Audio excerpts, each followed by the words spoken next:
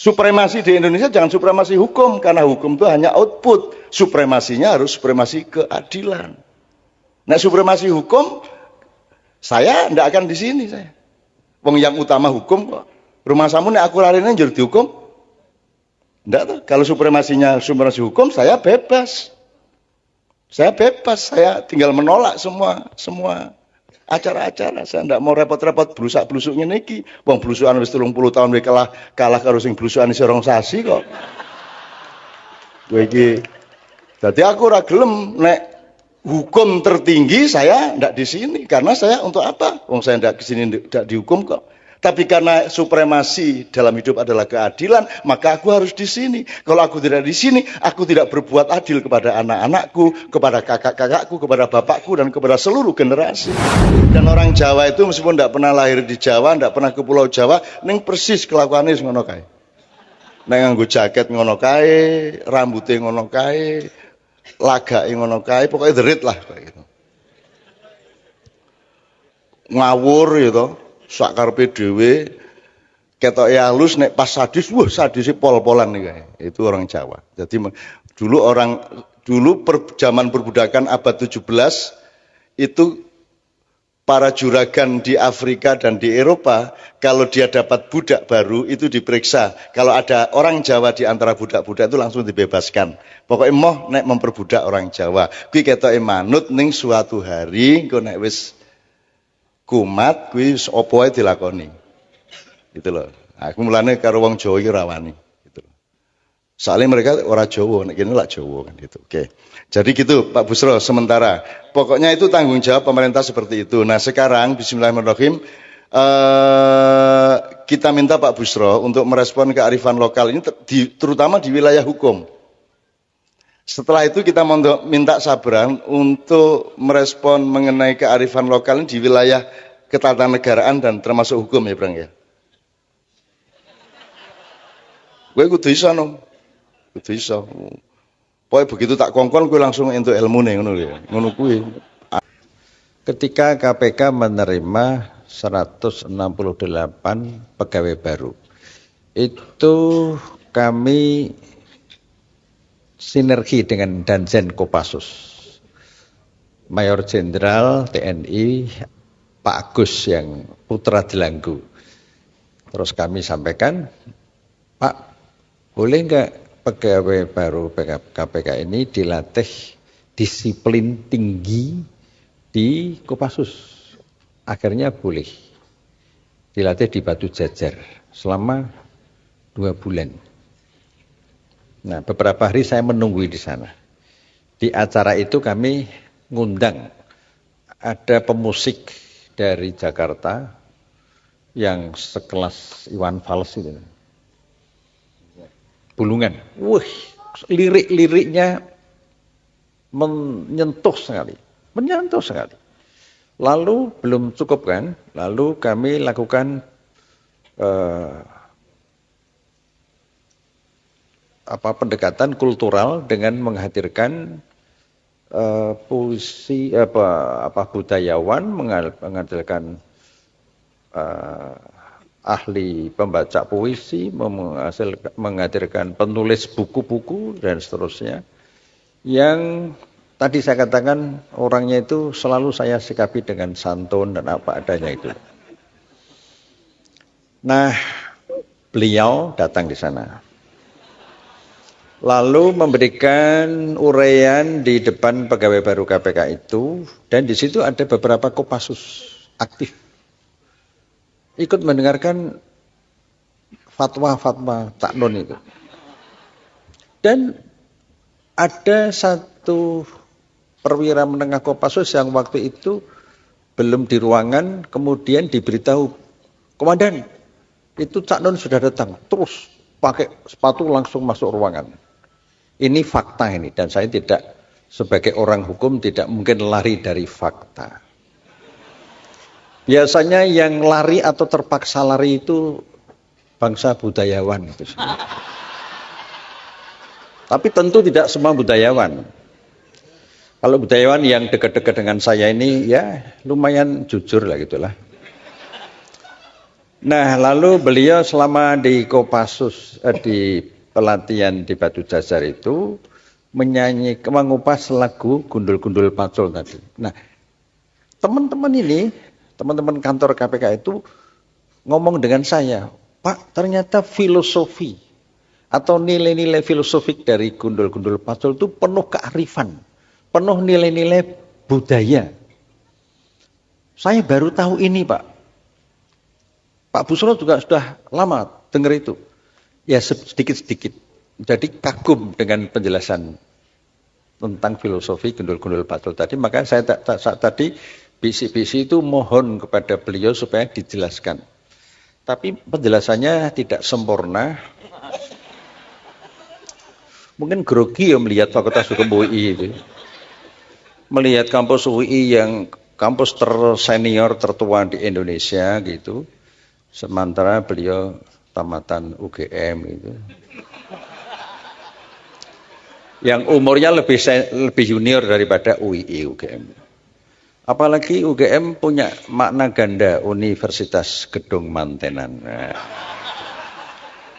karena gedungnya disewakan untuk upacara pernikahan-pernikahan.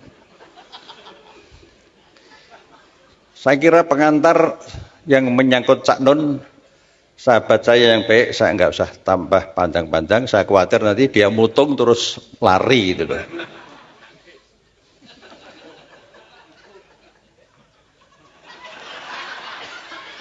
Sedang nyusun konsep replik duplik, atau mungkin nggak pakai duplik langsung vonis gitu. Maklum nggak pernah belajar hukum tapi dekat dengan, makanya saya tadi heran kok merintah anaknya tentang hukum. Loh, lesin hukum kapan kowe? Karena kon anake sak penake dhewe. Agak otoriter ya bapakmu ya. Ya. Ya, betul. Oke.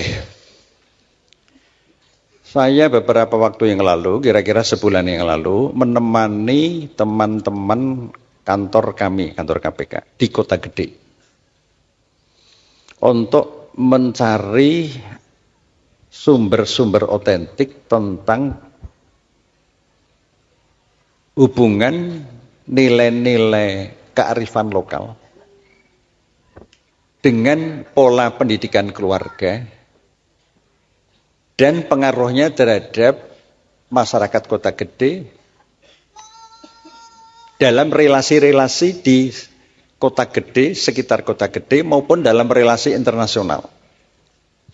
Program ini memang dibuat oleh KPK, yaitu dengan judul Pencegahan Korupsi Berbasis Keluarga. Hukum kita ini, hukum jelas di Indonesia itu. Tapi di tangan orang-orang yang seharusnya menegakkan hukum tapi tidak punya modal kearifan. Kearifan itu hanya bisa diterima kalau orang itu ma'rifatullah nanti. Ma'rifatullah itu hanya bisa jika kita kemudian menyatu, embodied antara kesadaran hablum minallah dengan hablum minanas, menyatu. Nah, itu ma'rifatullah. Nah, kalau pemimpin-pemimpin itu bisa seperti itu, maka seperti tadi kayak Pak Kahar Muzakir itu. Pak Kahar Muzakir itu pulang dari Jakarta, mau pulang ke Jogja, tidak punya duit sama sekali. Lalu mendatangi Kiai Mukti. Kiai Mukti itu aslinya Madiun, tetangganya Cak Aunur Rohim ini, PLT dekan ini. Mudah-mudahan jadi dekan. Oh, Dokter Ranyar ada di dekan. Oh. Saya kampanyekan, sudah saatnya Mas Ainur Rohim ini harus jadi dekan. Ya, nah, kita dorong soal dadi ora dadi, pokoknya kita dorong lah. Tuh, namanya aja Ainur Rohim, wih, keren. Nah, jadi kembali itu tadi, saya ingin menggambarkan Pak Kahar tadi. Ketika Pak Kahar itu memimpin UI, tanah wakaf kepada UI itu banyak sekali. Jadi ada korelasi antara pemimpin dengan kepercayaan masyarakat kepada UI. Tanah ini tanah wakaf. Kalau Anda belum ada yang tahu, ini yang memberikan wakaf Hotel Madukoro.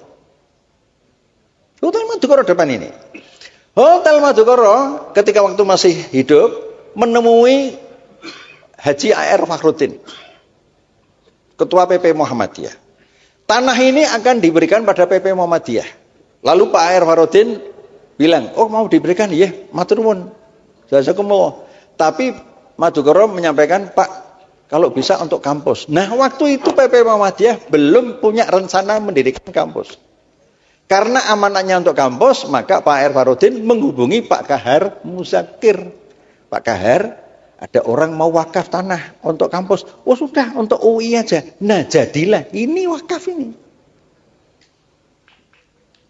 Kalau Anda tidak percaya dengan wakaf, yang bolehlah. Ada orang itu wakaf tapi ya dikatakan, wah terima kasih Bapak ini sudah memberikan wakaf. Orang itu tidak terima. Saya tidak pernah wakaf, tapi wakof. Wah, saking mantapnya, wakof. Biasanya orang-orang Madura itu wakof. Wakof. Orang Madura Pak Mahfud itu pernah saya tanya. Suatu saat ketemu di Jakarta itu, Pak Mahfud kok kakinya agak kurang sedikit. Asam urat ya? Enggak lah. Enggak pernah asam urat ini. Ini asam aurat ini, asam auratnya orang Madura ya, gitu itulah. Asam aurat. Sama aurat. Nah, jadi ini saya menggambarkan, kalau hanya bicara kearifan itu tanpa menunjuk orang itu agak abstrak. Nah, yang saya tunjuk sekarang ini, karena ini konteks UI ya, itu Pak Kahar tadi. Sampai sebelum meninggal rumahnya di Kota Gede itu sekarang sudah roboh kena gempa kemarin. Keluarganya belum ada yang mampu memperbaiki. Lihat saja. Saya dengan Pak Artijo pernah 2 kali ke sana. Pas siang-siang jam 1 habis zuhur. Ada urusan kampus, kami aktivis waktu itu. Kami selain kuliah juga aktif di kampus waktu itu. Ya. Akhirnya sama Pak Kahar nggak boleh pulang. Harus makan dulu. Jadi setiap mahasiswa yang di sana pas waktunya makan, itu mesti disuguh makan, lalu apa lauknya itu apa adanya itu. Enggak dibeli-belikan macam-macam, apa adanya. Wah, saking ikhlasnya. Kalau enggak mau dimarahi. Itu marah positif. Coba kalau sekarang ini ada rektor, pernah Pak diundang makan oleh rektor. Pernah pakai duit kampus.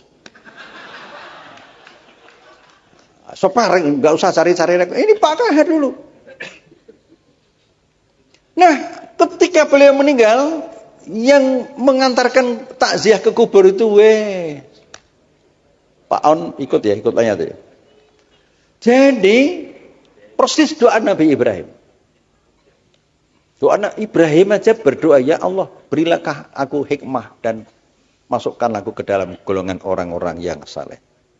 Jadikanlah aku ketika nanti meninggal itu buah tutur yang baik bagi generasi berikutnya. Nah Pak Kahar itu salah satunya. Contoh yang lain banyak. Banyak, nggak usah satu persatu. Nanti waktunya habis. Tadi 1 jam lebih sudah Cak Nun, jadi saya nggak akan menandingi. Kesimpulannya apa? Karena ini Fakultas Hukum. Walaupun yang hadir juga di luar Fakultas Hukum banyak, itu bagus juga. Hukum itu tidak akan tegak kalau tidak didasarkan pada moral. Moral itu tidak ada kalau penegak hukum itu tidak punya wisdom, kearifan, tidak punya budaya-budaya asli, budaya otentik. Budaya otentik itu budaya yang bersumber pada otentisitas manusia, manusia yang fitrah. Manusia yang fitrah itu ialah yang memiliki kolbun, sumber iman, sumber kejujuran, mempunyai akal budi. Wujudnya adalah amal-amal yang bermanfaat. Itu wujudnya. Maka kalau tadi di awal saya mengatakan terima kasih pada Cak Nun dan Kiai Kanjeng. Grup seperti ini itu nilainya tinggi sekali. Makanya pernah kami undang di ulang tahun KPK setahun yang lalu. Di KY juga pernah. Malah 2 kali ya. 2 kali loh. Karena apa? Pendekatan budaya seperti yang disampaikan musik-musik Kiai Kanjeng ini, itu mengasah intuisi kita. Nah, jadi itulah penegakan hukum itu tidak akan berhasil ketika penegak hukum itu tidak sejak awal tidak menyadari pentingnya memiliki kearifan itu, dan kearifan itu tidak bisa lepas dari konsep tentang manusia yang otentik. Nah, sekarang ini banyak manusia yang tidak otentik, ketoke wae otentik, ketoke jujur, ketoke alim, ketoke soleh, Wah, ning kecu. Ning apa? Kecu itu ya orang yang nggak jujur lah, pembohong dan sebagainya. Setiap pilkada itu bursa pembohong-pembohong. Bursa pembohong-pembohong. Anda punya pikiran sendiri. Kalau jadi anggota DPR didahului dengan money politik, dengan suap, maka berapa dia akan mengembalikan kembali berlipat ganda. Itulah salah satu penyebab kemudian terjadi penyalahgunaan kekuasaan dan kewenangan. Saya dan teman-teman di kantor sangat prihatin dengan situasi parpol sekarang ini. Tetapi parpol tidak boleh kita perlemah, harus kita perkuat. Kalau mau masuk parpol, kita harus kuat dulu. Nah, kami mendorong masyarakat sipil di seluruh Indonesia. LSM-LSM itu kami buat program untuk investigasi, untuk advokasi, untuk edukasi dan sebagainya. Supaya LSM-LSM ini menemani parpol. Kekurangan parpol itu nanti bisa ditemani oleh LSM-LSM ini. Jadi oleh karena itu, pada adik-adik mumpung ini ketemu, orientasi setelah lulus itu tidak harus jadi pejabat. Jadi pejabat kalau nggak kuat, berat. Ya kalau belum menjabat, belum bisa dikatakan jujur. Cuma belum nyolong itu aja. Jujur dengan belum nyolong itu beda loh. Tapi kalau sudah menjabat, sampai akhir jabatannya bersih, clear, nah itu baru teruji. Iman itu tidak bisa diuji di dalam masjid, di luar masjid. Nah oleh karena itu maka orientasi Anda itu tidak harus orientasi pejabat.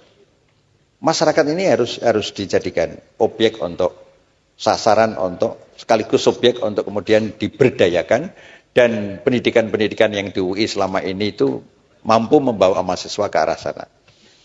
Akhirnya saya harus mengucapkan terima kasih kepada panitia. Ini penyelenggaranya mahasiswa nih, Cak Nun. Bukan dekan, bukan dekanat ya, bukan dekanat, bukan dosen. Ini dosen ini. Saya juga dosen. Penyelenggaranya mahasiswa, luar biasa. Nah, luar biasa. Kalau perlu jangan hanya sekali ini aja, mungkin suatu saat kita juga bisa mengundang budayawan yang lain. Nanti saya bantu, apakah itu Kang Sobari. Ini yang saya ajak ini Kang Puji, Ustadz kondang. Tapi dia nggak mau disebut Ustadz. Khawatir nanti kalau disebut Ustadz, lalu masna wasulasa warubah. Nah, kalau di Jakarta Ustadz itu sedang mengalami degradasi kepercayaan. Karena ada al-ustad, ada al-fustun. Nah, ini masalahnya di situ. Nah, ini Kang Puji itu nggak mau disebut ustad. Namanya Kang itu aja, jadi merayat. Kayak tukang batu aja, Kang Paimin, Kang Paijo. Ini Kang Puji. Mungkin nanti perlu diberi waktu untuk ya ceramah sedikit, speak gitu loh. Saya tidak akan membantah Cak Nun. Yang disampaikan tadi benar semuanya. Ya, kecuali yang tidak. Yang tidak juga enggak saya akan tunjukkan. Udahlah, saya ikhlas, saya pasrahkan pada Allah Subhanahu wa ta'ala. Nah. Barang siapa berbuat tidak baik, balaslah dengan baik. Padahal ini berbuat baik, jadi harus saya balas dengan lebih baik gitu. Kita doakan mudah-mudahan Cak Nun dengan Kiai Kanjeng ini tidak segera dicabut nyawanya dari bumi pertiwi. Ya, karena misinya luar biasa, jadi bisa ya paling enggak 80 tahun masih wangun loh ini. Angger saya hudud 80 tahun tak kira saya wangun loh ini. Warka'u ma'ar-raki'in. Sekarang saatnya duplik saya berikan kepada saudara jaksa. Assalamualaikum.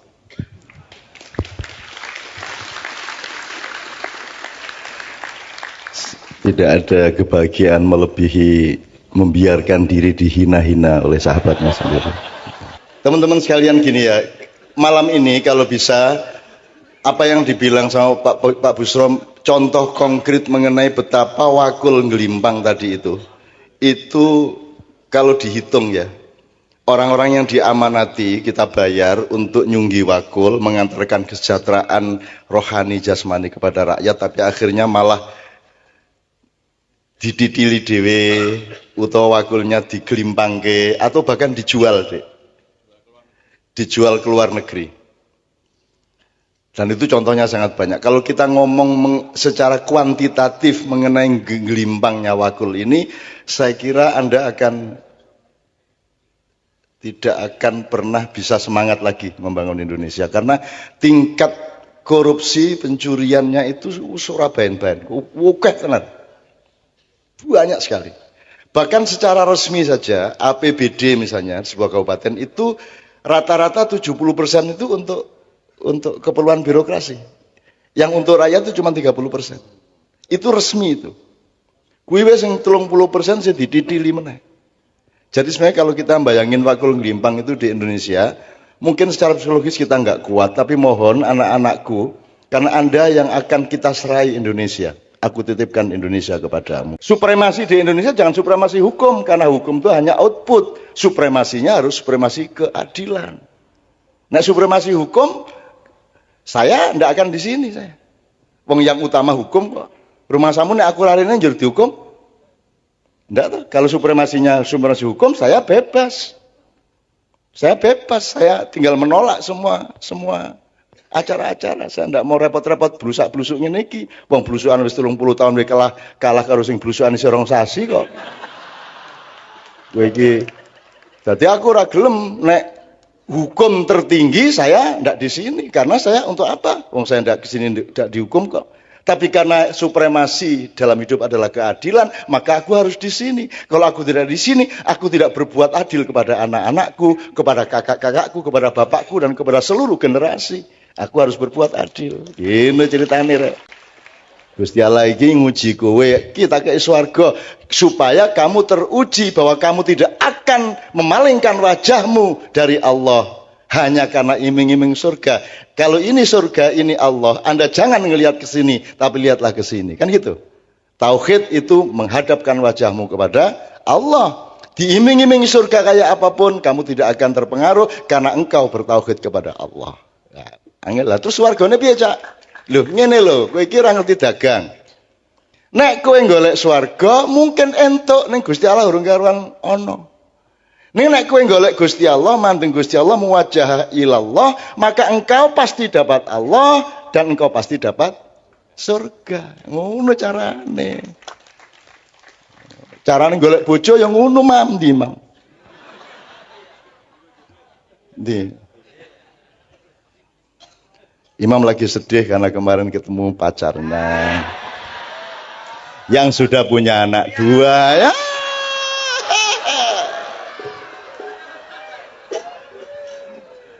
Walah, serap pemahaman. Nasibmu. Nombo yo wis lho Mam, ngono kok isih diangen-angen gitu. Wis ta? Wis isih mesem jajal. Wis mesem. Oh wingi tegang tenan e. Kene ngrobokan wingi ya.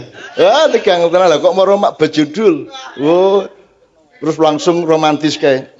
Njur wajah piye kae. Kowe Mama wis ora pantes kowe iki ngono-ngono. Oke, bismillah. Sabrang itu sahabat saya sejak kecil. Bahwa dia anak saya itu kan casting dari Tuhan. Tapi nanti dia menghadap Tuhan sendirian, saya juga sendirian. Jadi anak bapak itu cobaan kata Allah. Pada dasarnya, pada hakikatnya nanti begitu kita semua bersama Allah, itu kita ketawa-ketawa sendiri. Oh kowe biyen dadi anakku to kan gitu. Oh kowe biyen bapakku to. Wah, kok kowe lho bapakku biyen ngono kowe. Itu ana kuwi bayi apa sebabe bayi iki nangis ki sok-sok ya mergo kaget lho kok kuwi bapakku ngono kowe. Jarene kuwi. Saya sama Sabrang ini kan diminta untuk ikut ngurusin U19. Kesebelasan U19. Jadi Anda tahu ancaman untuk kemurnian kesebelasan sepak bola di tengah kapitalisme dan perjudian sepak bola kan luar biasa besar. Maka kita kurung benar agar supaya selama mereka masih jadi kesebelasan U19 itu benar-benar terlindung dari faktor-faktor lain. Nah, salah satunya lagunya Sabrang dan Leto akan menjadi pipi, jelasin sendiri Brang. Karena segera akan launching bersama Indra Safri ya. Dari pertemuan kemarin ya sebenarnya tidak direncanakan, kita memang senang sama U19, kita bikin sebuah lagu yang berjudul Hati Garuda. Terus waktu ngobrol-ngobrol mau dijadikan anthem U19. dan kita dengan senang hati monggo. Terus nanti insya Allah kita launching biar ada di radio, di RBT, di musik online store, dan semua hasilnya haknya itu buat U19. Sama sekali nggak ngambil. Bos, ini untuk perjuangan urusannya gitu. Oke, masuk ke area tadi, tapi sebenarnya saya mau ngomong sebuah local wisdom ini. Mbok iya mbok ora. Di sini yang udah menikah banyak? Yang belum menikah angkat tangan. Banyak, oke. Kalau untuk laki-laki itu pernah dengar bahwa laki-laki itu dibagi jadi 3 T. Wisdom itu. Ini Mas Imam masuk T yang mana ini? Kalau T yang pertama itu yang sudah menikah dan punya anak, namanya tuo. Dituakan sama anaknya. Kan gitu, ada yang menuakan, ada yang manggil bapak. Yang kedua sudah menikah belum punya anak, namanya tahu. Karena sudah tahu. Yang ketiga yang belum menikah namanya taek.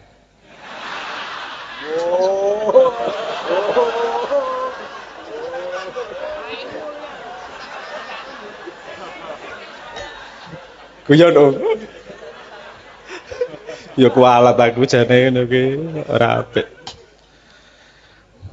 Oke. Wis lah mesake Mas Imam. Jangan menambahi bebannya. Oke. Saya juga punya pendapat sendiri tentang budaya dan kearifan lokal itu.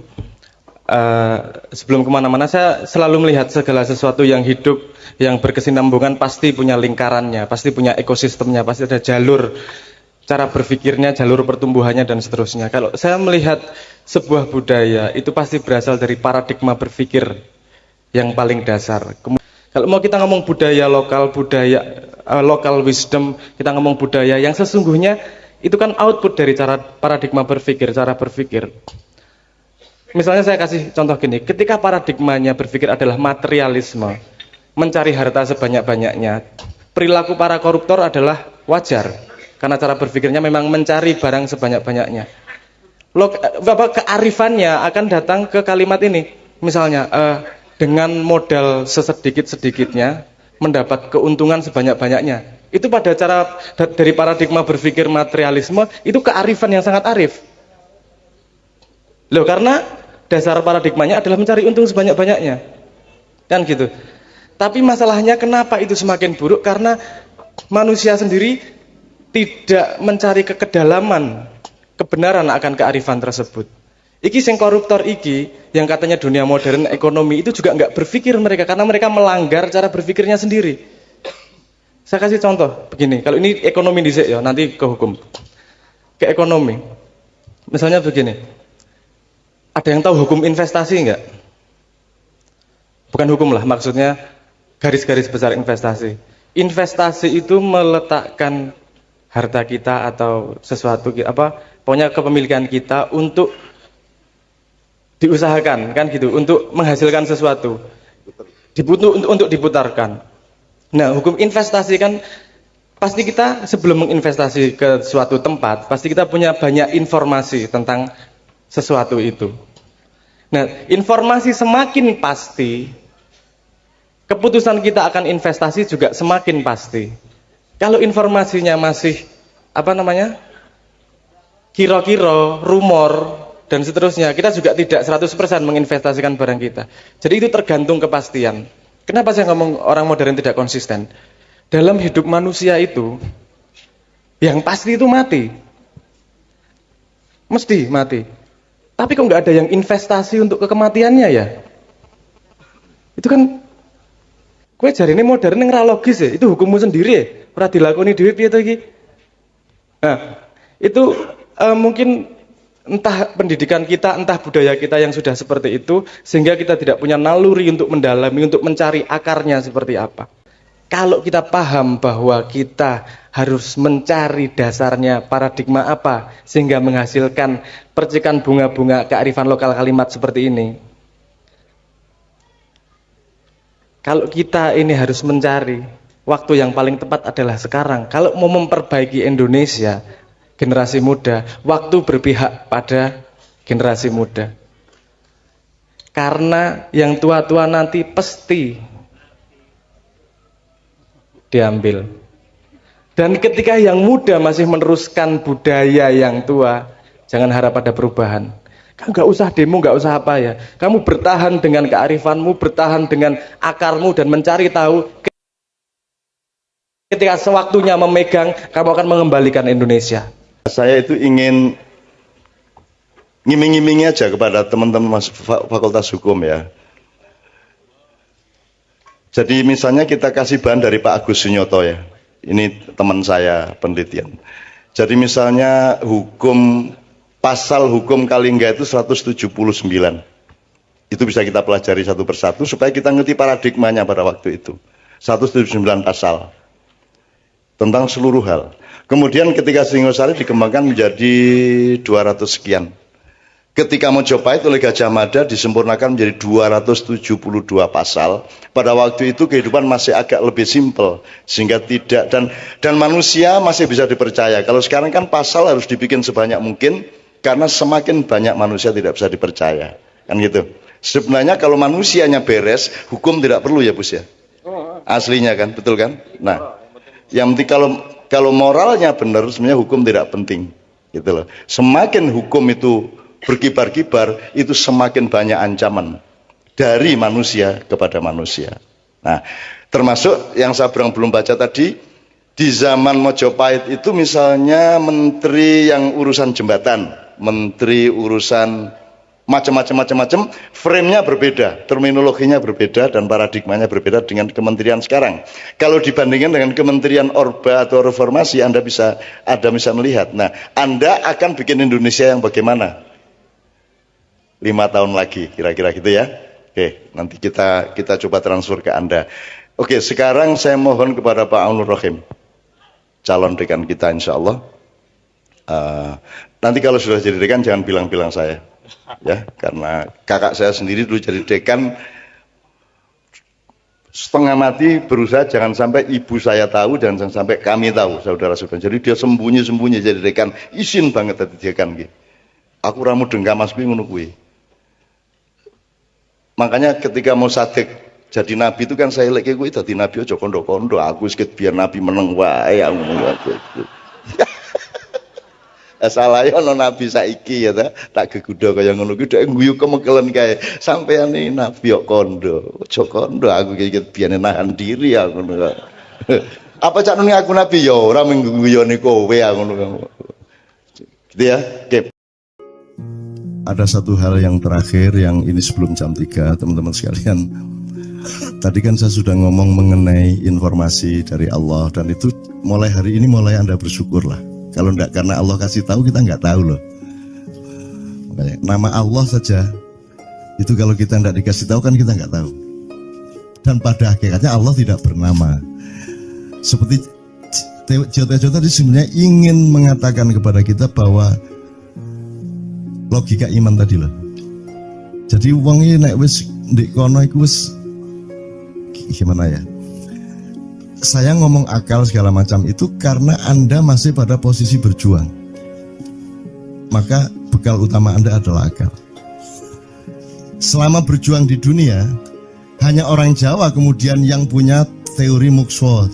Tolong dijelasin, mukswa itu apa? Misalnya ada informasi secara kebatinan Nyai Roro Kidul itu sebenarnya adalah manusia yang muksa sekitar 2 milenium yang lalu umpamanya gitu ya. Itu kan tidak bisa dibuktikan juga, tidak bisa diperpanjang juga, tinggal kamu ambil maknanya. Jadi kalau ada informasi apa-apa teman sekalian, jangan lantas terseret untuk membenarkan atau menyalahkan. Nanti dulu tuh kita ambil aja manfaatnya. Misalnya Nabi Khidir itu anak siapa? Tidak tahu toh. Bapaknya siapa? Gak ngerti.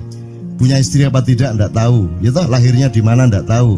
Dia orang Arab apa Persia apa Afrika? Tidak tahu kan? Apa orang Jawa, orang Sunda? Tidak tahu kan? Nah itu tidak usah diperdebatkan. Jangan terus bersikap akademis, kognitif terus. Khidir itu ambil namanya aja lah. Yang penting ada kehadiran. Di dalam dirimu itu selalu ada kehadiran Allah. Karena semua itu tajallillah, semua itu tajallullah, semua itu Allah bertajalli. Lihat Tejo, ingat Allah. Cuman ketika ingat Allah, aku ndak ingat Tejo. Gimana ya? Ono air. Salah nggak diem dewe tak balik. Oke teman-teman sekalian, saya kira luar biasa malam hari ini, dan saya sama Mas Tejo ini jangan diukur-ukur dengan tradisi-tradisi dan kebiasaan-kebiasaan berpikir kita dalam berbudaya. Karena ini bukan masalah kebudayaan, ini semua masalah bahkan di atas akal sehat kalau Tejonya mengistilahkan tadi gitu ya teman sekalian. Jadi saya sama dia kalau enggak nyanyian ya enggak. Dia temanya yang diwakili saya itu tumpukan-tumpukan ejekan kepada saya, dan itu adalah rahmat yang luar biasa. Dan dia tidak sholat segala macam, saya tidak membuat saya merendahkan dia atau membuat saya menjadi agak kurang dekat dengan dia, tidak juga, karena itu Allah punya gitu loh. Dan Allah itu terserah dia. Karena Allah itu maha menghisab, karena makanya matematika itu ilmu paling murni, paling suci itu karena urusan agama nomor 1 itu hisab. Ya toh? Nomor 1 itu hisab, dan hisab yang menghisab itu Allah, bukan kita, bukan ustadz, bukan kiai, bukan siapa-siapa. Dan Allah pernah mengatakan, saya kira di sini aja yang cerita mengenai orang Badui terakhir ya, orang Badui keliling Ka'bah. Dia mengucapkan ya Karim, ya Karim, ya Karim, ya Karim. Terus ada laki-laki di belakangnya tawaf juga dan mengucapkan ya Karim, ya Karim, ya Karim, ya Karim, ya Karim. Sampai akhirnya si orang Badui ini noleh, kamu ngapain kok niru-niruin saya? Terus laki-laki itu bilang, lu saya nggak niru-niruin kamu, saya memang ingin mengucapkan zikir ya Karim, ya Karim. Udah akhirnya jalan lagi, tapi yang belakangnya terus ya Karim, ya Karim, ya Karim. Akhirnya marah ini si Badui. Badui bilang, kalau kamu niru-niruin saya terus, nanti saya kasih tahukan kepada Muhammad kamu. Orang yang paling saya imani, orang yang paling saya cintai, orang yang paling saya percaya, orang yang paling membuat hidup saya sangat hidup, itu Muhammad namanya. Terus orang di belakangnya nanya, kamu sudah ketemu Muhammad belum? Belum. Saya sudah keliling-keliling di Mekah tadi, belum tahu di mana Muhammad. Akhirnya saya muter-muter di Ka'bah ini. Terus Rasulullah kurang pinter acting kayak Tejo. Kalau seandainya yang di belakangnya itu Tejo kan pasti diperpanjang-panjang itu. Tapi Rasulullah tidak tahan saking cintanya kepada orang itu, akhirnya dia mengatakan, ya Arab, akulah Muhammad yang kau cari. Wah, akhirnya si Arab ini, si Badui ini memeluk Muhammad sedemikian rupa. Terus tiba-tiba Jibril datang disuruh Allah. Ya Muhammad, Allah yuballigh assalam ilaik. Allah menyampaikan salam kepadamu. Oh ya, waalaikumsalam warahmatullahi wabarakatuh. Gue tahu salam-salaman karo Gusti Allah. Liwat pasar, assalamualaikum. Terus dia bilang, waalaikumsalam. Kalau tulisan di langit, asik tau kan? Asik lagi. Allah menyampaikan salam kepada Muhammad. Oh, waalaikumsalam. Apa yang bisa saya dengarkan dari Allah? Allah menitipkan pesan, katakan kepada Yahudi itu. Apa dia pikir kalau dia menzikirkan ya Karim, ya Karim, ya Karim, wahai yang maha mulia, wahai yang maha santun, apakah lantas dipikir aku tidak menghitung dosa-dosanya? Kata Allah melalui Jibril lewat Muhammad dikatakan kepada Badui, Allah mengatakan kepadamu, apakah kamu pikir kalau kamu wiridan ya Karim sambil mengelilingi rumahnya Allah, lantas Allah tidak menghitung dosa-dosamu? Si Badui marah jo kayak konjo. Kalau Allah berani menghitung-hitung, akan aku hitung dia. Wani-wani hitung tak hitung genti kon ya. Gitu. Muhammad kaget toh, wah iki arek situ bondo ya. Muhammad kaget. Jibril juga langsung menyampaikan kepada Allah. Terus Allah mengatakan, katakan kepada Badui, bagaimana mungkin dia menghitung-hitung saya, kata Allah. Terus Muhammad menyampaikan, wahai Badui, bagaimana kau menghitung Allah? Allah yang menghitung kamu. Terus Badui menjawab, kalau Allah berani menghitung dosa saya, aku akan menghitung ampunannya. Kalau Allah berani menghitung kekhilafan dan kekeliruan saya dan ngawur-ngawurnya ngomongnya saya, aku akan hitung permakluman dan kedermawanan dia kepada saya. Coba seimbang apa tidak? Aku yakin permakluman dan ampunan Allah akan lebih melimpah-limpah dari kesalahan saya. Gitu ya. Jadi mulai metu oma Ayo wani-wani ngitung. Wani-wani ngitung tak hitung gantian. Ya. Terus tahu nggak jawaban Allah? Jibril katakan kepada Muhammad untuk dikatakan kepada Badui itu. Wahai Badui, kamu tidak perlu menghitung-hitung Allah, karena aku juga tidak akan menghitung-hitung dosamu. Wah, coba. Jadi kalau itu berlaku untuk Tejo kan sembahyang nggak sembahyang beres toh? Iya lah, beres. Ya kita doakan aja amin ya robbal alamin itu ya. Yeah. Oke, bagus.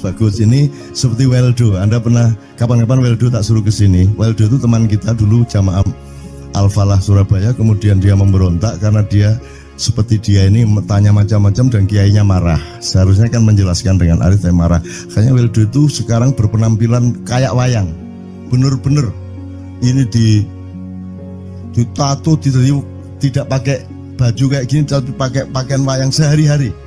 Ininya udah pokoknya Anda nggak paham melihat dia. Bagaimana dia bisa tahan hidup seperti itu, krempiang, nggak pakai kaos, nggak pakai apa, terus sudah sampai bawahnya dia pakai seperti itu.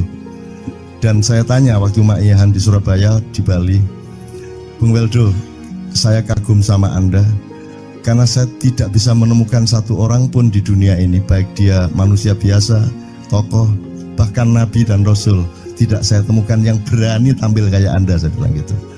Bayang no Megawati pakaian kayak awakmu ngono. Wis gak ono wong wani wis. Cuman saya ingin Anda teman-teman ini memahami kenapa Anda berpakaian seperti ini. Karena saya ingin semua orang yang ketemu saya menyangka saya adalah orang yang tidak baik. Karena saya ingin orang yang ketemu saya, mereka tidak berpikir bahwa saya itu sholat tiap hari. Ini saya terpaksa menjawab karena ditanya oleh Cak Nun gitu kan. Gitu. Maksudnya Syekh Yazid Bustami itu, dia itu total sama Allah, dan kalau ada orang menghargai dia itu rasanya kok mengurangi totalitas kita kepada Allah kan gitu, sehingga dia makan di bulan puasa di tengah orang banyak. Bahkan kemudian ada yang malah mendewa-dewakan dia. Wah ini wali, wali deh, nek wali mangan gak masalah, ya gitu. Poso-poso gitu, ono ngono aja. Akhirnya malah copot kelambi, melaku nyanggeng ngene iki, tak tambahi, yo. Semakin kita berbuat buruk, semakin didewa-dewakan orang. Mau BBM naik ya tetap malah bagus. Kalau orang sudah mendewakan orang, itu dia sudah kehilangan akal sehat yang begitu. Orang di pasar mengatakan, ini Jokowi jadi presiden aja naik BBM-nya sampai segini, apalagi Prabowo nungguin. Jadi Prabowo itu gak dadi disalahno wae. Coba pikirannya udah gitu orang di pasar. Jokowi aja segini naiknya, apalagi Prabowo, coba. Oke. Jadi yang satu itu sudah nyata, yang satu masih kalau itu loh, wis dihukum. Nah, kalau dihukum itu kan sudah hukum orang hasad toh, gitu loh. Maka Abu Nawas dihukum karena dia membawa pisau. Kenapa dihukum?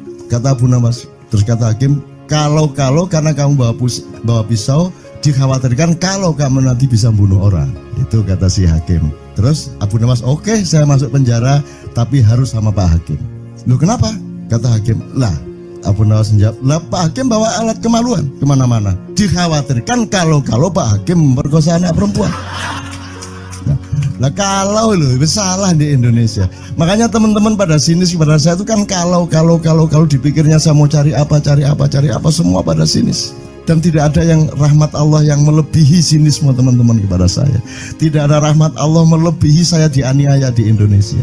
Saya tidak diletakkan di tempat yang seharusnya. Saya tidak dibukakan peluang untuk menggunakan hak-hak saya. Tidak ada rahmat Allah melebihi penganiayaan Republik Indonesia kepada saya. Tapi soal saya tidak masuk TV Jo, mohon maaf, saya yang tidak mau Jo. Saya hanya mau TV lokal, betul-betul lokal, yang lokal di Jawa Tengah, Jawa Timur. Dan itu tidak ada tujuan apa-apa, saya bersodakoh. Kiai Kanjeng bersodakoh, jadi itu tidak transaksi. Mereka datang ke acara syuting dimuat, dan acaranya 2,5 jam non-stop. Itu pun dari acara 8 jam seperti ini. Salah nangkep sampean ya. Ngene lho, aku nggak ngomong, nggak masuk TV, nggak ngomong gitu. Masyarakat sing nggak diseleksi oleh hukum alam ini banyak yang goblok sehingga nggak siap menerima ceramah sampean. Siap. Siap. Makanya industri nggak nyerap. Enggak. Siap. Kemanapun saya pergi di seluruh Indonesia mereka siap 4 jam, 5 jam, 6 jam dengan saya, siap mereka. Mereka tidak ada yang goblok. Aku nggak setuju. Ini bukan yang goblok. Ini Enggak hanya di sini. Kita tiap hari kemana-mana, Jo. Dan bukan orang Ma'iyah. Dan mereka siap 4 jam, 5 jam tanpa berdiri, tanpa kencing, tanpa rame, tanpa apapun mereka siap. Siap kok, enggak ada masalah, enggak ada yang goblok di Indonesia. Mereka masih punya sesuatu yang sejati. Bukan hanya dikenduri cinta loh ini. Bukan hanya dikenduri cinta. Kita kemarin di Boyolali sampai jam 1, dari jam 8. Enggak ada masalah kok, dengan 45.000 orang enggak ada masalah, mereka tahan. Tidak ada masalah. Jadi nyuwun sewu soal itu bukan kalau anak KJ saya jam 3 mau tak pikir masyarakat TV. Ya saya kadang-kadang kepingin buktikan aku tak standing comedian 3 jam 3 jam. Kalau ada yang bergerak tak santet. Nggak, maksudku mergo tak santet. Ilmu sihir gampang kok. Sihir itu ilmu gampang. Nggak ada yang pergi karena mereka mencari sesuatu yang tidak ada batasnya untuk menemukan. Nggak akan pergi mereka. Ini mau sampai jam 6 tuat tuh. Dan itu tidak hanya berlaku di Ma'iyah, dimanapun. Yang nggak kuat kan bupatinya, gubernurnya, kapolres, arek-arek beres kabeh. Dan itu seluruh Indonesia tidak ada masalah sudah, tidak ada masalah. Jadi tidak benar kalau hukum saya melakukan ini justru untuk melawan hukum industri. Kata siapa harus di channelnya dipindah, kalau gini maka terus dibikin acara gini-gini supaya orang tidak pindah channel. Buktinya saya 8 jam non-stop gak pindah channel. Ya tolong pelajari di daerah sana juga kalau soal ini loh. Ini soal kebenaran komunikasi, karena saya memang tidak mau di TV swasta nasional. Dan kalau ada teman-teman dari TV nasional harap diketahui mau menunyun saya memang tidak mau. Saya ingin membuktikan bahwa ya banyak yang harus saya buktikan. Gitu loh. Gak ono opo rumah samu nek gak nang TV nasional terus gak terkenal ngono ta. Terus gak ono wong njaluk salaman ngono ta ya. Saya ingin membuktikan bahwa komunikasinya Allah itu tidak hanya lewat mata dan telinga. Saya masuk ke dalam gelombang di mana orang yang tidak pernah ketemu saya kangen sama saya. Arep ngopo kowe? Iki nek ngene iki suwe-suwe TV Kromo ya nek ngene carane. Kayak terus sekali mohon maaf ya, pokoknya ini semua ini kalau diteruskan menjadi kegagahan. Dan kegagahan itu tidak boleh. Yang gagah hanya Allah Subhanahu wa taala. Itulah untungnya Allah memberi fenomena yang namanya puasa. Tidak semua hal yang kita ketahui kita ungkapkan. Tidak semua pertanyaan harus kita jawab. Justru pertanyaan itu ada yang jawabannya adalah bukan jawaban. Ngono iki kayak terus kan ya. Begitu saya menjawab, dia menjadi bukan jawaban. Karena jawabannya adalah saya tidak menjawab itu. Loh, coy, ngerti tak? Bahkan kalau diterusin ya, makanya tadi saya bilang, kamu nggak butuh iman, kamu sudah menyatu sama Allah dan seluruh hidupmu itu pertimbangan nomor 1 Allah. Kamu nggak perlu iman lagi. Kamu sudah teh manis, nggak perlu tambah gula lagi. Iman itu kan proses perjuangan. Makanya untuk ikhlas ya, malam hari ini yang harus kita amati, jangan sampai mengurangi keikhlasan Anda dan saya, Tejo dan semuanya. Karena Anda jangan jadi orang ikhlas kalau tidak kuat menanggung bebannya. Karena orang ikhlas itu terpaksa kadang-kadang cacat-cacat keikhlasannya. Kenapa? Kalau orang ikhlas memberitahukan bahwa dia ikhlas, orang menjadi tidak percaya dia ikhlas, batal juga ikhlasnya. Tapi kalau kamu tidak bilang kepada orang itu bahwa kamu ikhlas, dia akan melakukan kamu sebagai orang yang tidak ikhlas. Angel ikhlas itu. Gak diomongno karo, diomongno batal. Jawabannya adalah tidak ada jawaban itu jawabannya. Kon niku lak njaluk fatwa to kon niku. Nang MUI gak wani, pokoknya cak nun manduk sip ya, ngono karepe ya. Coba lah itu ya. Oke, tapi tidak apa-apa ya Allah, ya Rabbi ya Karim, betapa kayanya Allah ini ya, betapa kayanya. Dan Anda jangan menurut siapa. Jadi kalau ada orang bilang, wah ini masuk neraka, terus gue percaya kan gitu kan. Loh, Anda bilang, kater aku mlebu neraka. Wis kater sampean, goblok ya sampean kater. Wis ket biyen aku mlebu neraka. Aku nang swarga soalnya ndek kono dapurmu. Kan ngono kan. Mau aku gitu kan. Ini cara kita guyon sampai Azhadi Siregar ya Bang Hadi itu mengatakan kalau pakai retorika ikhlas itu begini. Kata Rasulullah, tangan kanan berbuat, tangan kiri jangan sampai tahu. Kalau perlu di hadapan manusia umumkan bahwa kamu tidak sholat, untuk menyembunyikan bahwa sesungguhnya kamu rajin sholat. Gini lah cane ya dah. Tapi ojo percaya, kamu harus tetap tidak percaya supaya kamu menyangka dia tidak sholat benar gitu loh. Karena kebutuhan dia seperti itu. Bahkan Bang Hadi bilang lebih tinggi lagi. Gini loh, ikhlas itu kalau perlu kamu sholat tuh jangan sampai ketahuan Allah. Oh, biar coba. Biar, lu jasa toh itu, dhuwur banget toh. Itu kan kalau kita ngomongnya linear kan marah kita, masa sampai Allah enggak tahu. Loh, itu retorika namanya, itu sastra namanya. Sastra itu enggak kok terus fi kulli sumbuhatin mi'atu habbah. Kalau kamu beramal satu itu seperti pohon yang jumlahnya 70 berbuah 100 masing-masing, sehingga kalau kamu kasih 1 juta kamu akan dapat 700 kali lipat. Loh, Allah itu bukan guru matematika. Itu retorika untuk menyangatkan. Misalnya wong wedok, kalau kamu senyum itu sedekah yang bayarannya sama dengan sholat tarawih. Oh, kata gitu. Sebenarnya asal usulnya itu Kanjeng Nabi tarawih tutuk omah bojone merengut. Kira-kira loh, Jom.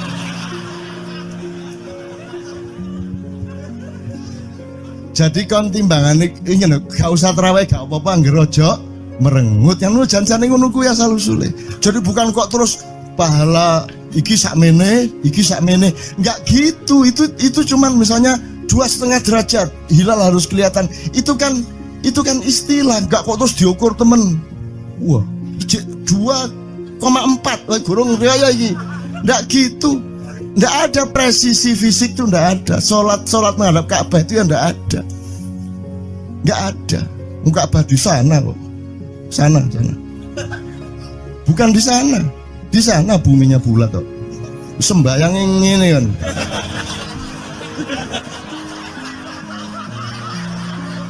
Nek sujudmu tadi butuh ini. Gimana?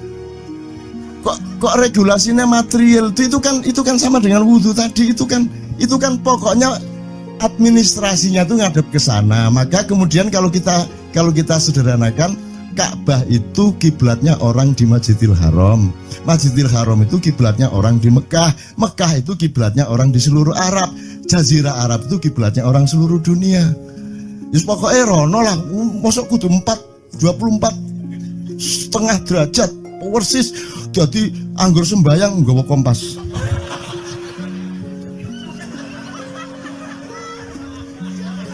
Terus ono malaikat nggawa pecut. Hayo, kurang lurus.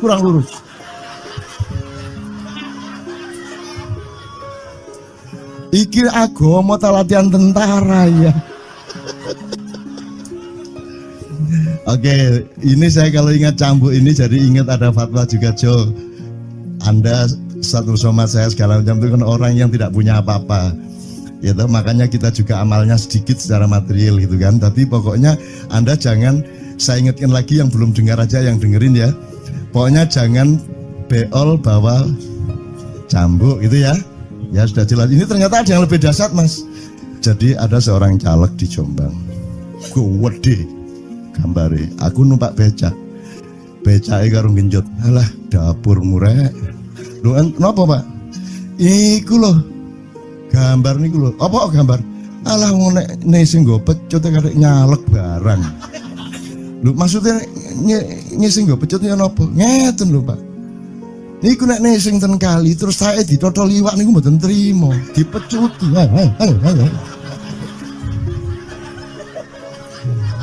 Dadi taeke mon mboten oleh ditotol wong apa meneh duwike ngono. Iku tak critakno ternyata ada yang lebih parah. Lho cak ono ndek Jombangku gak mek nesing nggawa pecut gak gelem nesing cak. Nek nesing kuatir kelangan taek deh. Coba ada orang nggak mau beol karena takut kehilangan tai. Coba itu Indonesia tuh kayak gini kok mau dirubah kayak apa? Maju kemana ngayo?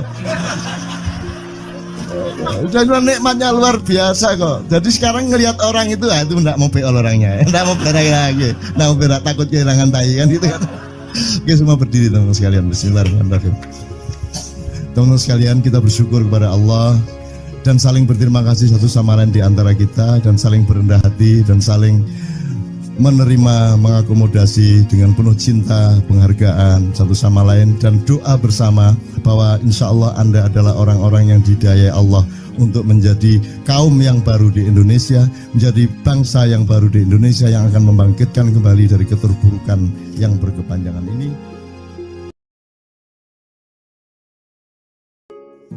Ada satu hal yang terakhir yang ini sebelum jam 3 teman-teman sekalian. Tadi kan saya sudah ngomong mengenai informasi dari Allah dan itu mulai hari ini mulai Anda bersyukurlah. Kalau enggak karena Allah kasih tahu kita enggak tahu loh. Makanya, nama Allah saja itu kalau kita enggak dikasih tahu kan kita enggak tahu. Dan pada hakikatnya Allah tidak bernama. Seperti Jotejo tadi sebenarnya ingin mengatakan kepada kita bahwa logika iman tadi loh. Jadi wong iki nek wis ndek kono iku wis gimana ya? Saya ngomong akal segala macam itu karena Anda masih pada posisi berjuang. Maka bekal utama Anda adalah akal. Selama berjuang di dunia, hanya orang Jawa kemudian yang punya teori mukswa. Jawa, tolong dijelasin mukswa itu apa? Misalnya ada informasi secara kebatinan Nyai Roro Kidul itu sebenarnya adalah manusia yang muksa sekitar 2 milenium yang lalu umpamanya gitu ya. Itu kan tidak bisa dibuktikan juga, tidak bisa diperpanjang juga, tinggal kamu ambil maknanya. Jadi kalau ada informasi apa-apa teman sekalian jangan lantas terseret untuk membenarkan atau menyalahkan. Nanti dulu tuh kita ambil aja manfaatnya. Misalnya Nabi Khidir itu anak siapa? Tidak tahu toh. Bapaknya siapa? Gak ngerti. Punya istri apa tidak? Tidak tahu. Ya toh, lahirnya di mana? Tidak tahu. Dia orang Arab apa Persia apa Afrika? Tidak tahu kan? Apa orang Jawa, orang Sunda? Tidak tahu kan? Nah itu tidak usah diperdebatkan. Jangan terus bersikap akademis, kognitif terus. Khidir itu ambil namanya aja lah. Yang penting ada kehadiran. Di dalam dirimu itu selalu ada kehadiran Allah. Karena semua itu tajallillah, semua itu tajallullah, semua itu Allah bertajalli. Lihat Tejo, ingat Allah. Cuman ketika ingat Allah aku ndak ingat Tejo. Gini ya. Ono air. Salah enggak diam-diam dhewe tak malu.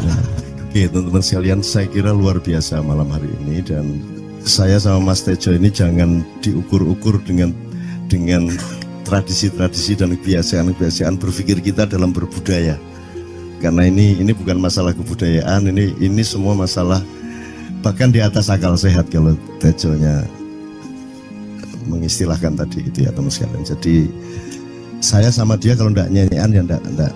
Dia temanya yang diwakili saya itu tumpukan-tumpukan ejekan kepada saya dan itu adalah rahmat yang luar biasa. Dan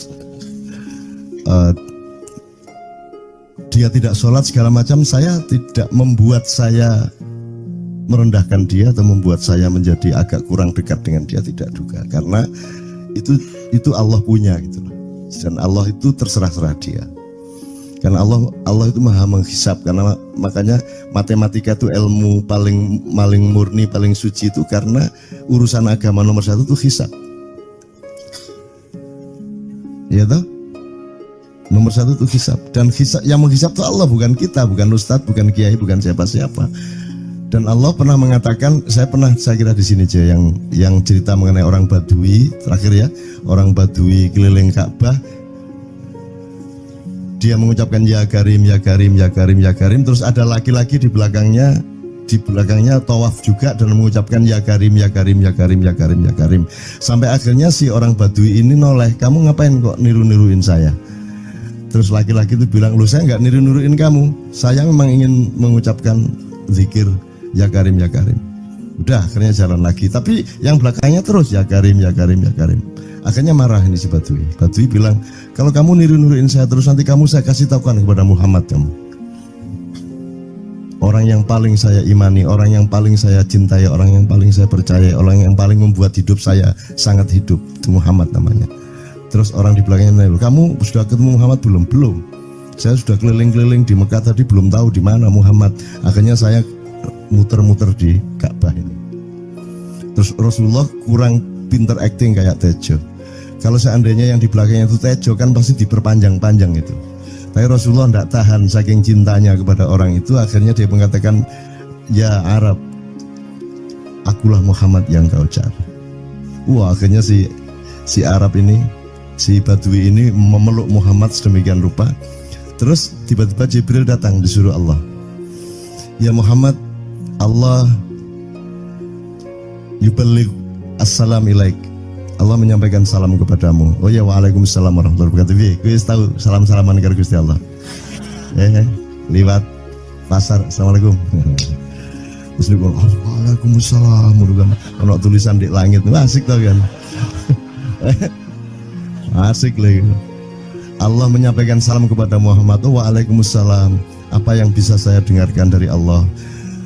Allah menitipkan pesan, katakan kepada Yahudi itu, apa dia pikir kalau dia menzikirkan ya Karim, ya Karim, ya Karim, wahai yang maha mulia, wahai yang maha santun, apakah lantas dipikir aku tidak menghitung dosa-dosanya? Kata Allah melalui Jibril lewat Muhammad dikatakan kepada Badui, Allah mengatakan kepadamu, apakah kamu pikir kalau kamu wiridan ya Karim sambil mengelilingi rumahnya Allah, lantas Allah tidak menghitung dosa-dosamu? Si Badui marah aja kayak konco. Kalau Allah berani menghitung-hitung, akan aku hitung dia. Wani-wani hitung tak hitung genti kon ya. Gitu. Muhammad kaget toh, wah iki arek situ bondo ya. Muhammad kaget. Jibril juga langsung menyampaikan kepada Allah. Terus Allah mengatakan, katakan kepada Badui, bagaimana mungkin dia menghitung-hitung saya, kata Allah. Terus Muhammad menyampaikan, wahai Badui, bagaimana kau menghitung Allah? Allah yang menghitung kamu.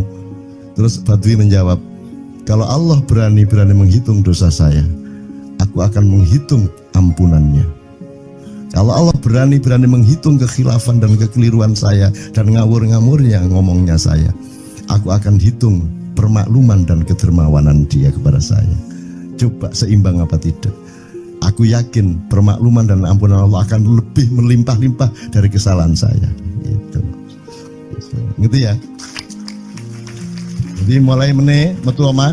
Ayo wani-wani ngitung. Wani-wani ngitung tak hitung ganti kan. Ya. Terus tahu nggak jawaban Allah?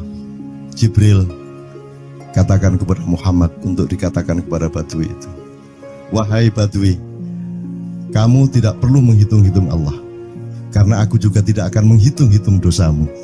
Wah, coba. Jadi kalau itu berlaku untuk Tejo kan sembahyang gak sembahyang beres toh? Iya lah, beres. Ya kita doakan aja, amin ya robbal alamin itu ya. Yeah. Oke, bagus. Ini seperti Weldo. Anda pernah kapan-kapan Weldo tak suruh ke sini? Weldo itu teman kita dulu jamaah Al-Falah Surabaya, kemudian dia memberontak karena dia seperti dia ini tanya macam-macam dan kiainya marah. Seharusnya kan menjelaskan dengan arif, tapi marah. Kayaknya Weldo itu sekarang berpenampilan kayak wayang. Bener-bener ini ditato, tidak pakai baju kayak gini, tapi pakai pakaian wayang sehari-hari. Ininya udah pokoknya Anda nggak paham melihat dia. Bagaimana dia bisa tahan hidup seperti itu, krempieng, nggak pakai kaos, nggak pakai apa, terus sudah sampai bawahnya dia pakai seperti itu. Dan saya tanya waktu Ma'iyahan di Surabaya, di Bali, Bung Weldo, saya kagum sama Anda karena saya tidak bisa menemukan satu orang pun di dunia ini, baik dia manusia biasa, tokoh, bahkan Nabi dan Rasul, tidak saya temukan yang berani tampil kayak Anda, saya bilang gitu. Bayang no Megawati pakaian kayak awakmu ngono. Wis gak ono wong wani wis. Cuman saya ingin Anda teman-teman ini memahami kenapa Anda berpakaian seperti ini. Karena saya ingin semua orang yang ketemu saya menyangka saya adalah orang yang tidak baik. Karena saya ingin orang yang ketemu saya, mereka tidak berpikir bahwa saya itu sholat tiap hari. Ini saya terpaksa menjawab karena ditanya oleh Cak Nun gitu kan. Gitu.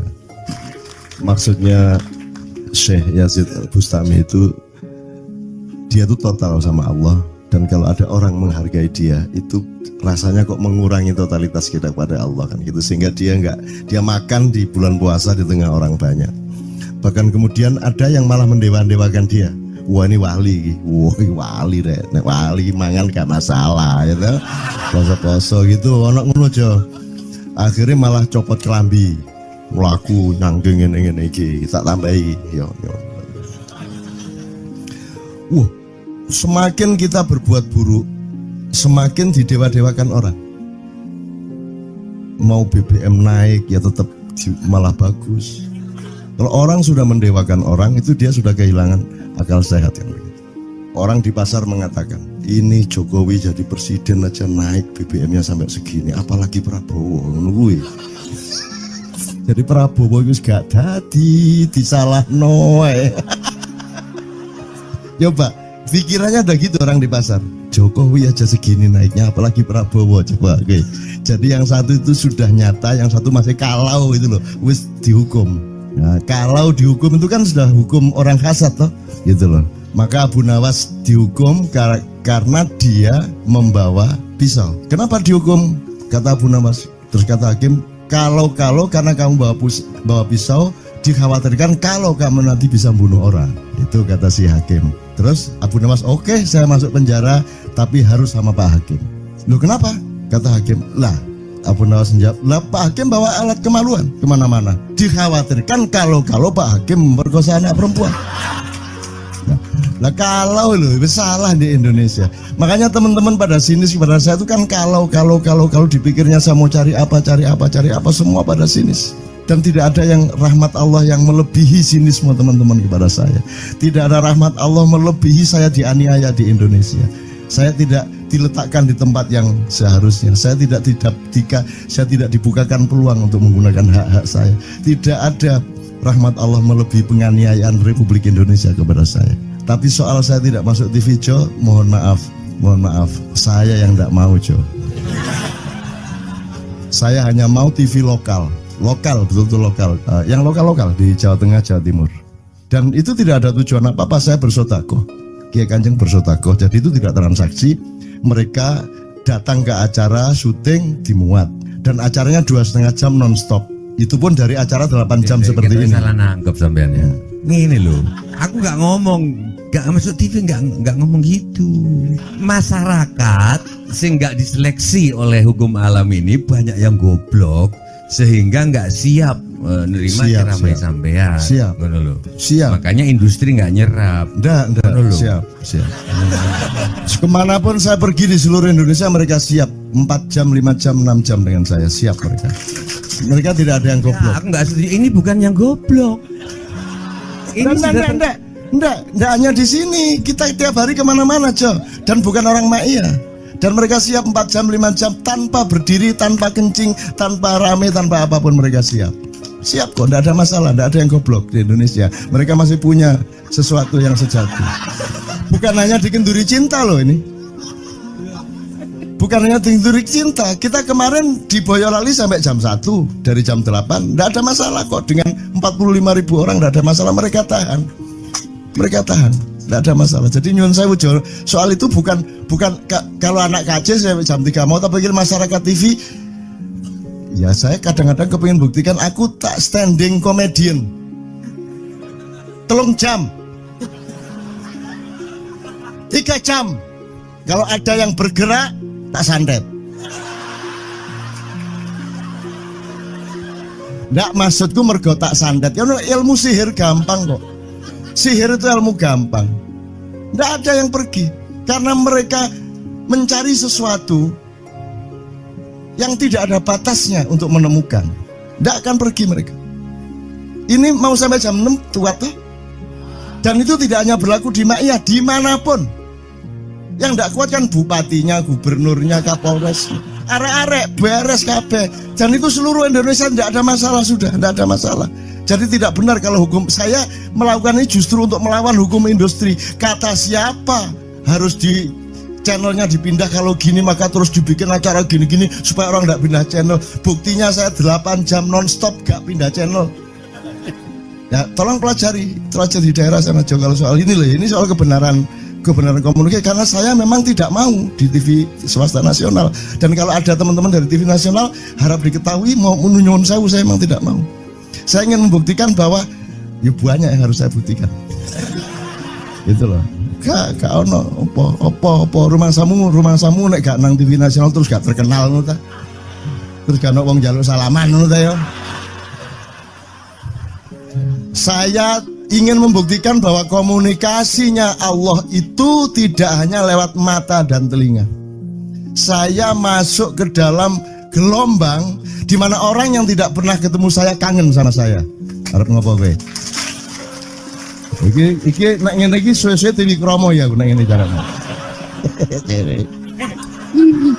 Kayak terus sekali mohon maaf ya, pokoknya ini semua ini kalau diteruskan menjadi kegagahan. Dan kegagahan itu tidak boleh. Yang gagah hanya Allah Subhanahu wa taala. Itulah untungnya Allah memberi fenomena yang namanya puasa. Tidak semua hal yang kita ketahui kita ungkapkan. Tidak semua pertanyaan harus kita jawab. Justru pertanyaan itu ada yang jawabannya adalah bukan jawaban. Ngono iki kayak terus kan ya. Begitu saya menjawab, dia menjadi bukan jawaban. Karena jawabannya adalah saya tidak menjawab itu. Loh coba, ngerti tak? Ngerti tak? Bahkan kalau diterusin ya, makanya tadi saya bilang, kamu nggak butuh iman, kamu sudah menyatu sama Allah dan seluruh hidupmu itu pertimbangan nomor 1 Allah. Kamu nggak perlu iman lagi. Kamu sudah teh manis, nggak perlu tambah gula lagi. Iman itu kan proses perjuangan. Makanya untuk ikhlas ya, malam hari ini yang harus kita amati, jangan sampai mengurangi keikhlasan Anda dan saya, Tejo dan semuanya. Karena Anda jangan jadi orang ikhlas kalau tidak kuat menanggung bebannya. Karena orang ikhlas itu terpaksa kadang-kadang cacat-cacat keikhlasannya. Kenapa? Kalau orang ikhlas memberitahukan bahwa dia ikhlas, orang menjadi tidak percaya dia ikhlas, batal juga ikhlasnya. Tapi kalau kamu tidak bilang kepada orang itu bahwa kamu ikhlas, dia akan melakukan kamu sebagai orang yang tidak ikhlas. Angel ikhlas itu gak diomongno karo, diomongno batal. Jawabannya adalah tidak ada jawaban itu jawabannya. Kon niku lak njaluk fatwa to kon niku. Nang MUI gak wani, pokoknya Cak Nun manduk sip ya, ngono karepe ya. Coba lah itu ya. Oke, tapi tidak apa-apa ya Allah, ya Rabbi Karim, betapa kayanya Allah ini ya, betapa kayanya. Dan Anda jangan menurut siapa. Jadi kalau ada orang bilang, wah ini masuk neraka, terus gue percaya kan gitu kan. Loh, Anda bilang, kayak terus aku mlebu neraka. Wis kayak terus sampean, goblok ya sampean kayak terus. Wis ket biyen aku mlebu neraka. Aku nang swarga soal ndek kono dapurmu. Kan ngono kan. Mau aku gitu kan. Ini cara kita guyon sampai Azhadi Siregar ya, Bang Hadi itu mengatakan kalau pakai retorika ikhlas itu begini. Kata Rasulullah, tangan kanan berbuat, tangan kiri jangan sampai tahu. Kalau perlu di hadapan manusia umumkan bahwa kamu tidak sholat, untuk menyembunyikan bahwa sesungguhnya kamu rajin sholat. Gini lah cane, ya dah. Tapi ojo percaya, kamu harus tetap tidak percaya supaya kamu menyangka dia tidak sholat benar gitu loh. Karena kebutuhan dia seperti itu. Bahkan Bang Hadi bilang lebih tinggi lagi. Gini loh, ikhlas itu kalau perlu kamu sholat tuh jangan sampai ketahuan Allah. Oh, biar coba. Biar, lu jasa toh itu, dhuwur banget toh. Itu kan kalau kita ngomongnya Linear kan marah kita. Masa sampai Allah enggak tahu? Loh, itu retorika namanya, itu sastra namanya. Sastra itu enggak kok terus fi kulli sumbuhatin mi'atu habbah. Kalau kamu beramal satu itu seperti pohon yang jumlahnya 70 berbuah 100 masing-masing, sehingga kalau kamu kasih 1 juta kamu akan dapat 700 kali lipat. Loh, Allah itu bukan guru matematika. Itu retorika untuk menyangatkan. Misalnya wong wedok, kalau kamu senyum itu sedekah yang bayarannya sama dengan sholat tarawih. Oh, kata gitu. Sebenarnya asal usulnya itu Kanjeng Nabi tarawih tutuk omah bojone merengut. Kira-kira loh, Jo.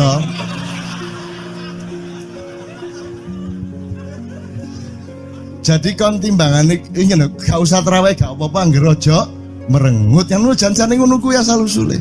Jadi bukan kok terus pahala iki sakmene, iki sakmene. Enggak gitu. Itu cuman misalnya 2,5 derajat hilal harus kelihatan. Itu kan istilah, enggak kok terus diukur temen. Wah, 2,4 gurung riaya iki. Enggak gitu. Enggak ada presisi fisik tuh, enggak ada. Salat menghadap Ka'bah itu ya enggak ada. Enggak ada. Ka'bah di sana kok. Sana. Bukan di sana. Di sana buminya bulat kok. Sembayang yang ini kan.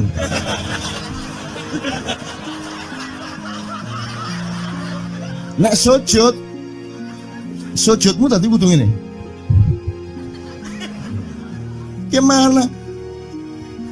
Kok regulasinya material itu kan sama dengan wudhu tadi. Itu kan pokoknya administrasinya tuh ngadep ke sana. Maka kemudian kalau kita sederhanakan, Ka'bah itu kiblatnya orang di Masjidil Haram. Masjidil Haram itu kiblatnya orang di Mekah. Mekah itu kiblatnya orang di seluruh Arab. Jazirah Arab itu kiblatnya orang seluruh dunia. Yus pokoknya rono lah. Masuk kudu 24,5 derajat persis. Jadi anggur sembayang nggawa kompas.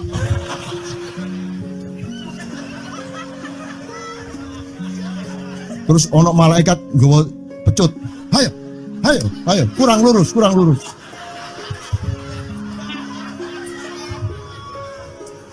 Iki agama ta latihan tentara ya. Oke, ini saya kalau ingat cambuk ini jadi ingat ada fatwa juga, Jo. Anda satu sama saya segala macam itu kan orang yang tidak punya apa-apa. Ya toh, makanya kita juga amalnya sedikit secara material gitu kan. Tapi pokoknya Anda jangan, saya ingatkan lagi yang belum dengar aja, yang dengerin ya. Pokoknya jangan beol bawa cambuk gitu ya. Ya sudah jelas. Ini ternyata ada yang lebih dahsyat, Mas. Jadi ada seorang caleg di Jombang. Gede gambare. Aku numpak becak. Becake karo genjot. Alah, dapur murek. Lho napa, Pak? Iku lho. Gambar niku lho. Apa gambar? Alah ngene sing nggo pecut karek nyalek barang. Lho maksudnya sing nggo pecut ya napa? Ngeten lho, Pak. Niku nek nesing ten kali terus saya ditotol iwak niku mboten trimo, dipecuti.